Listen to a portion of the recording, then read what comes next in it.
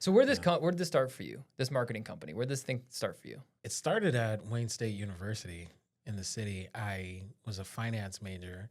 I worked at a wealth management firm and Lincoln Financial Advisors. I was a social media intern. I like squeezed in there. I was struggling so much to get an internship. And so the way that I went about it was I approached a financial advisor and I was like, yo, I will run your social media. So I won't just be an intern like organizing the file cabinets. Like I'll do something for you. Like I'll make some content. I didn't do anything other than my own personal social media at that point, but I felt like I could do it, right? And I just felt like, let me add some kind of value. Did that. I think I was like 17, 18, something like that. I did that for a little bit, and I got to a point where COVID hit, and I was like, okay, everybody needs this right now. And because I saw how when COVID hit, I saw the shift in how important my role was within just that little internship, where they might have been paying me like $250 a month, like nothing. Yeah. Like I was at Taco Bell. Yeah, right. You know what I'm saying? Yeah. But I was happy. I was grateful. I was working, and I did that for a little while, and there was just an epiphany that happened somewhere along the line of COVID. And I said, everybody needs this right now. And right now it feels like I'm the only one realizing it around me. Like that everybody needs to push digitally from now on. And that this will be the forefront of any good marketing strategy. Moving forward, right? Moving forward. And I saw TV become less important. I saw print media become less important. And I'm just seeing all this happen, and I'm in this space, and I just say, you know what? Screw it. Wayne State will be here if this doesn't work out. I'm in my sophomore year of college. I say, let's launch this thing. So I launched my agency from my apartment in Corktown, and I just started knocking on doors. I was like, yo, I'd go to nonprofits. I targeted very small businesses, not small businesses, very small businesses. Right. I went to friends and family who didn't even have businesses. They just had ideas. I approached people with ideas, and I said, yo, I feel like at that point I still was charging like $250 a month. Something crazy like that. And I just approached them like, yo, it wasn't even the craziest pitch. Like, yeah, I'll run your social media. I was just like a task manager. Like, I'll just do it for you because somebody has to do it. I'll just do it. That was my value add at the time. Fast forward, worked with a nonprofit in Highland Park called Avalon Village. And Mama Shu is her name.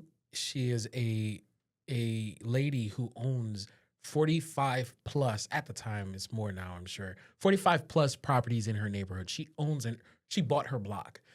The reason why she bought it was because both of her sons were killed on that block. So one was killed in a hit and run accident. I believe he was like 6 years old. The other was shot to death in front of her house. And it was horrible, right? And I'm learning this like in real time. My friend introduced me to her, and she's telling me her story. She bought her entire block to make it a safe eco-village for the community, right? So the kids there could be safe. She put solar panels on top of everything. She used shipping crates to open up businesses. She put a STEM lab inside of there. She repurposed shipping containers, purchased all the lots in the area so that it could be like this vibrant place. There's a homework house there. There was a marketplace there. It still is. It's beautiful.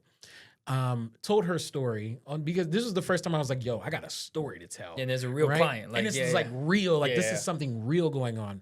I didn't go the traditional media approach of a sob story. I leaned more into the fact that she was a boss and that this horrible thing happened, but she was triumphant over it and she overcame it. Long story short, I posted about it. We did a couple memes. We did a couple fun, trendy dances. We had fun, right? We had fun telling this.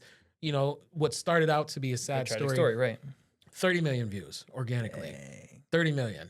I think I'm 19 years old at the time. 30 million views. That made the city of Detroit government, the mayor's office, catch wind of me. That made the news networks catch wind of me. That made every other marketing beast at the time be like, who is this guy, right?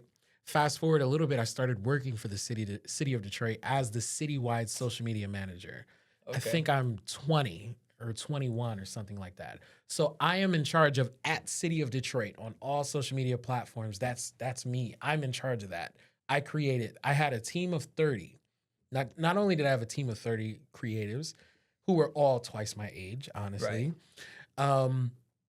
I also had access to 30 different departments. Sure. Detroit Police Department, Detroit Fire Department. And you were in charge of all that posting. All of that. All of their like messaging and visioning and like the direction that they're supposed to go. 20 million views for the city of Detroit while I was there. I had too much fun over there. I had so much access and I was so young that I just went after everything. We covered every event. We tried to make every connection. We had so much fun. A post went viral and the city of Windsor got in on the joke. And so from there, I felt like they were established and that they had everything they needed. In, I think, 10 months' time, I got them from 50,000 to 150,000 followers on Instagram. So I got them 100,000 followers. Yeah, right. And I felt good about it. I worked with the mayor's office. I worked a little bit with the mayor directly, a lot with his like chief of staff and all of the everybody on the cabinet. So all the directors of all those departments, worked a lot with them, right? 20 years old, 21, something like that. And then after that, it was just over with. It was just, the sky was the limit. I stepped back on my own because I did that like working for them. I stepped back on my own. I just kind of was just like, okay, agency was on pause. Let's press play. And at the same time, I was working on Hill Harper, the actor's Senate campaign for Michigan, ran his social media, and I ran a great event thrown almost weekly called Black Tech Saturdays. They're kind of taking over all over. I'm familiar. Yeah. Got in there when they only had like a couple hundred people there and then helped scale it to now they have thousands of people there. It was really beautiful, just everything that they have going there.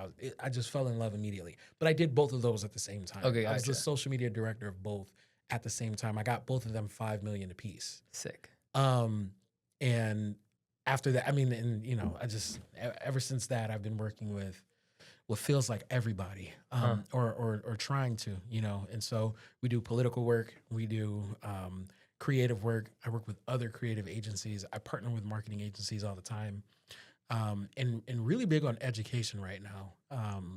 And so, yeah, I'm having a ball out here, but I'm really trying to help. And my biggest thing is I want people to be.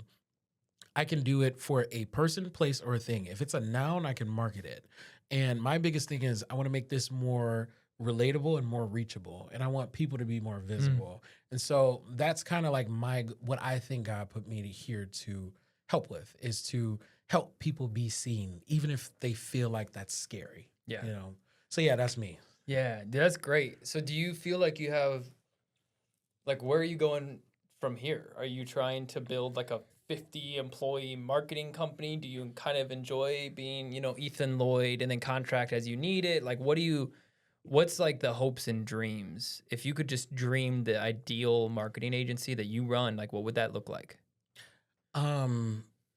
If we're dreaming a bit. Yeah, let's dream a bit. Yeah, we got some coffee. Good. You know, we're feeling good. We got some time. Let's dream a little. Yeah, I think that what I want is I want to be able to help everybody.